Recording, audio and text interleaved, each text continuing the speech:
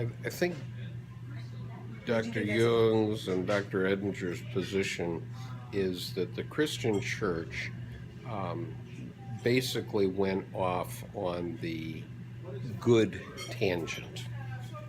Okay, God is summum bonum.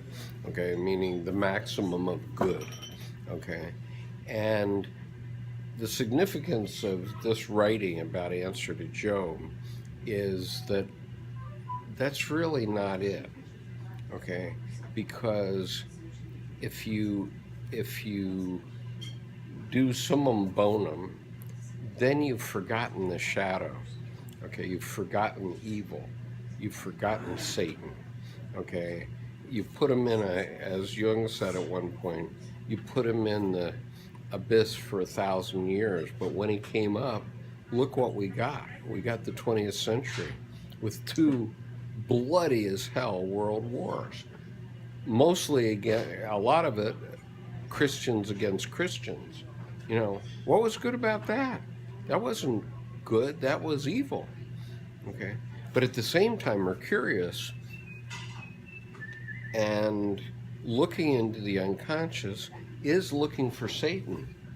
Okay? It's looking for the shadow and trying to understand it. Okay? That's what Hermes does. He brings things up from the unconscious and says, think about this, this is in you, right? And so, you know, that's actually stated here a few times that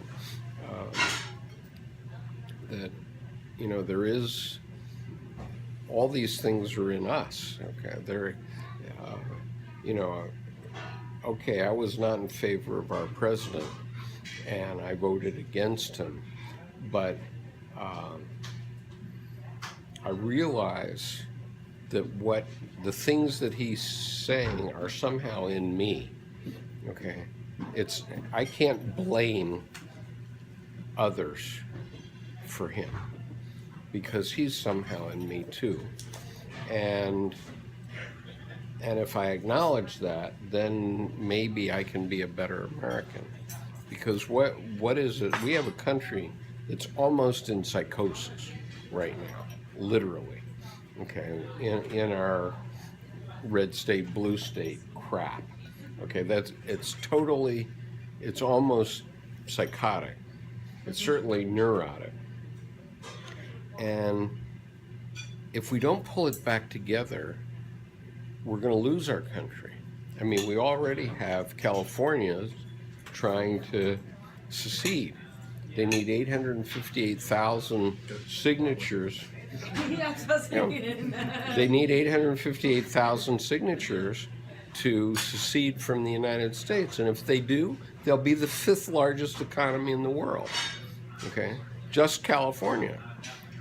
And so then what do the red states do? Because, oh, by the way, there's a net outflow from California into the red states. It's not the other way around. And so if California were to leave, we'd be losing the fifth largest country in the world. And then we, the blue states in the United States, would have to be supporting all these red states. I don't know how that happens.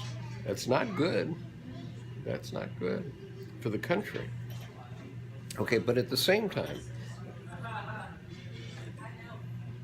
so many of my high school classmates are on the Trump's wagon right now, okay, and they're gonzo on that.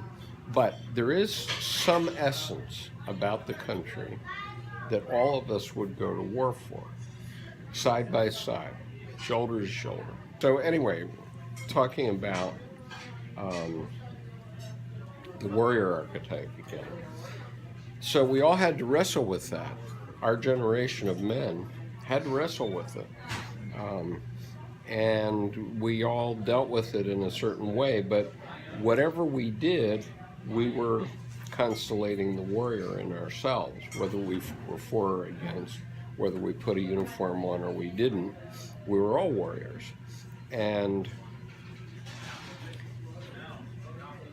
in the end, we had a divine revelation. Okay? which is the fourth thing, okay? Which is, oh, by the way, your country doesn't give a crap about you, okay? The people that are controlling the country are controlling the country for the benefit of economic interests and power. To retain power, so. Yeah, power and economic interests. And, once they lost the whole idea of what a democracy is. Well, we've lost morality, right? I mean, not only in this field, but in religion itself, and that was Jung's point. Okay, that was Jung's point, that you've got logos, which is science and law and all that good stuff, and there's Eros, which is religion, and well, logos is opposition, and Eros is relationship. Right, and neither one of them is really serving us very well, and so what he was saying and what Edinger is saying is this is the psychological perspective that comes in between the two, okay, and it says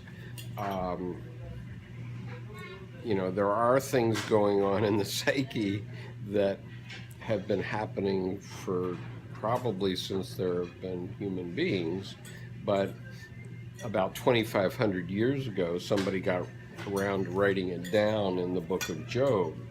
And so then Edinger is realizing, and Jung is the first to realize, that that book really expresses what we need to know in modern times. And maybe it was too early to deal with it. It was too early to deal with it in the medieval period and recently, but it's been pushing through since 1500, since the beginning of the scientific era, okay, because what the scientific era did was start to put holes in the religious side. The religious side sort of contained us as human beings for 1,500 years. And do you know what cathedral means? I didn't know this. Do you know what the central point of a cathedral is? No. Do you know? Do you know? Okay, well, cathedra means chair. Okay, and so the central point in a cathedral is the chair where the Holy Ghost sits. Okay, and in this group, this is the chair, right? And I mean, not that you're worshiping me, but you're worshiping something. I got my own chair, thank you. Or that's the chair. Or there's a chair. Or there's a chair. Yeah, but anyway, cathedral means chair. And so when you hear the term ex cathedra, it means from the chair. It means from the boss, or from the chairman. Okay, that's where the term chairman comes from, too. Okay, and so that was completely lost for, I don't know, 1,000 years, because they've been building cathedrals for 1,000 years, and it used to take 100 years to do it. So, people that were working on cathedrals in the Middle Ages never saw it. If they saw the beginning, they never saw the end. If they saw the end, they never saw the beginning. But they were all building towards something, to understand something, to manifest or project something from all of their psyches. That's what it is. That's what we're talking about here. Yeah. And that's what the Taj Mahal is too. I mean, when you think about it, I mean, it's a tomb, but all mosques are doing the same thing. They have the towers pointing toward God, And so, human beings have been doing this since forever, all over the world. Going back, I want to get into this divine drama, but the fundamental divine drama is the drama between the scientific orthodoxy. Okay, now scientific orthodoxy is screwed up because it says that everything's decided by random. Okay, and so once we figure out what the random nature of it is, fine, but that's not true at all. Okay, because if you're sperm, okay, you got one just think about this. Think about this a minute. If you're sperm, you've got one chance in 10 million of hitting the egg and getting it at the right moment, right? And so, yes, that is pretty random. That's a pretty small chance. But once you get to that egg, there's nothing random about it. Okay, from then on, you're building a human being, and you're building it in 9 months, and you're building lungs and heart and intestines and brain and everything perfectly. And not only that, that human being, you're regenerating every 7 years for 100 years. And every part of our bodies knows exactly what it is doing. Exactly. Okay? So our eyes always perform our eyes. We don't start to have stomachs growing out of our eyeballs. With radiation. Right? Huh? Well, maybe in very strange circumstances. Yeah. But there's nothing random about it. Okay, it's so yes, there can be mutations that cause different things to happen. But then when that mutation gets passed along, that mutation is there and it's still doing things. So this is why our children look like us, right? In some sense. I mean, they have some features that are reminiscent of their parents. I was just remarking, my son did my ex-husband's laugh, which is, and how do you inherit a laugh? But they do. It's a biological thing. Right, and it's all in the DNA, and that's an incredible computer. And so before there were what? I don't even know where the beginning is, because at some point DNA had to develop, right?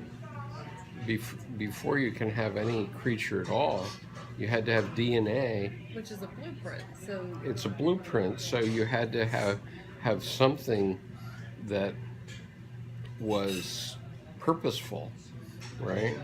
That, okay, it may have been random at the beginning, but then it got, once it wasn't random anymore, then it was purposeful thereafter. Well, even in chaos theory, there's supposed to be patterns. Pardon?